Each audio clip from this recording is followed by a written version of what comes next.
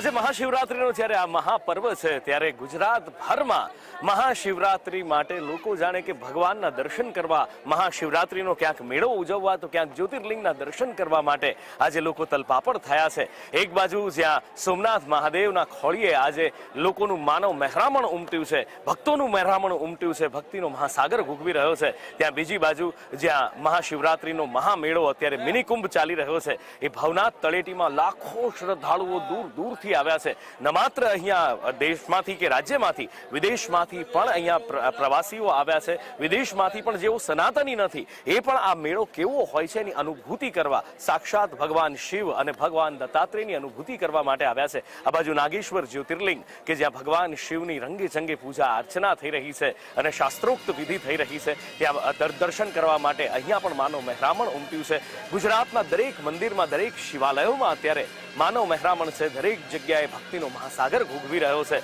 અને અદ્ભુત અલૌકિક વાતાવરણ આજે ગુજરાતના દરેક શિવાલયમાં દેખાઈ રહ્યું છે, પછી એ કોઈ જ્યોતિર્લિંગ હોય કે કોઈ શહેર કે સોસાયટીનું મંદિર હોય।